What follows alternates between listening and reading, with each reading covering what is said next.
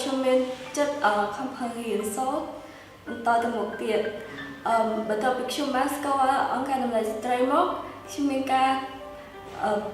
ក្លាហានជាងមុនមានទឹកចិត្តខំរៀនសូត្រហើយមានគោលដៅជីវិតច្បាស់លាស់នៅថ្ងៃអនាគតខ្ញុំចង់ធ្វើជាវិស្វករ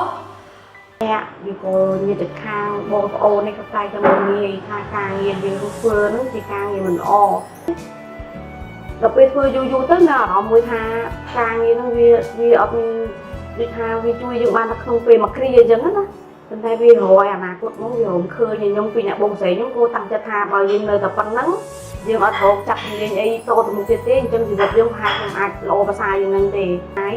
ទីមួយពេលយើងពិបាកចិត្តយើងមានបញ្ហាអីគឺខាងអង្គការគាត់ជួយលើកទឹកចិត្តគាត់ជួយណែនាំគាត់ជួយបង្ហាញផ្លូវច្រើនយូរទៅពួកខ្ញុំធ្វើការនៅអង្គការម្ដាយស្ត្រីមានអត្ថប្រយោជន៍ច្រើន ទូបីការរៀនសូត្រយើងអត់អស់តាំងថ្លៃការរៀនសូត្រហើយមាន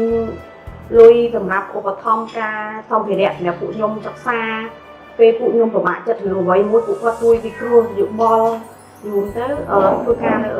រៀននៅអង្គការអនាម័យស្ត្រីល្អ ចក្ខុវិស័យនៃពេលអនាគតរបស់អង្គការអនាម័យស្ត្រីគឺ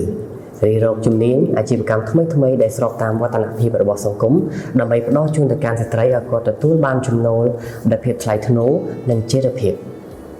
បន្តផ្សព្វផ្សាយអំពីសិទ្ធិស្ត្រីទៅកាន់ប្រទេសកម្ពុជានិងទូទាំងពិភពលោកទាំងមូលបង្កើតកិច្ចសហប្រតិបត្តិការយ៉ាងរឹងមាំបន្ថែមទៀតជាមួយនឹងអង្គការស្ថាប័នទាំងក្នុងនិងក្រៅប្រទេស ស្ត្រីខ្មែរជំរាបសួរបងប្អូនស្ត្រីជាទីស្រឡាញ់ថ្ងៃនេះខ្ញុំចង់រំលឹកបងប្អូនស្ត្រីទាំងអស់គ្នាជាថ្មីម្ដងទៀតពីក្រៅបេះដូងរបស់ខ្ញុំថាបងប្អូនស្ត្រីទាំងអស់គ្នាពិតជាមានតម្លៃមិនថាបងប្អូនមកពីកន្លែងណាធ្លាប់ឆ្លងកាត់ជីវិតបែបណាក៏ព្រះជាម្ចាស់នៅតែស្រឡាញ់និងមានផែនការល្អសម្រាប់ជីវិតបងប្អូននៅក្នុងអង្គការតម្លៃស្ត្រីផងដែរយើងក៏បានបង្ហាញសេចក្តីស្រឡាញ់ពិតៗដែលអាចស្ដារក្តីសង្ឃឹមជាបានដួងចិត្តដែលខ្ទេចខ្ទាំផ្ដល់ឱកាសនិងជំនាញវិជ្ជាជីវៈព្រមទាំងចង់ប្រាប់បងប្អូនថាបងប្អូនមិនឯកាទេសូមឲ្យបងប្អូនស្ត្រីគ្រប់រូបនៅក្នុងប្រទេសកម្ពុជានិងជុំវិញពិភពលោកបន្តរឹងមាំនិងជឿជាក់ថាយើងអាចបង្កើតប្រវត្តិសាស្ត្រសម្រាប់ជីវិតខ្លួនយើងផ្ទាល់ដោយមិនរស់នៅជាមួយអតីតកាលឬដោយអ្នកណាកំណត់ឲ្យយើងនោះឡើយគឺយើងអាចធ្វើបានក៏សូមអរគុណចំពោះការជ្រោមជ្រែងគាំទ្រពីម្ចាស់ជំនួយដៃគូសហការសាច់ញាតិមិត្តភ័ក្តិទាំងអស់ដែលជឿជាក់ដល់នាងខ្ញុំដើម្បីបំពេញបេសកកម្មផ្ដល់ក្តីស្រឡាញ់ផ្ដល់ការផ្លាស់ប្ដូរដ៏អស្ចារ្យមួយនេះសូមបន្តរួមគ្នាជាមួយយើងខ្ញុំនិងតាមរយៈព្រះគុណនៃព្រះយើងនឹងបន្តលើកកម្ពស់គុណតម្លៃស្ត្រី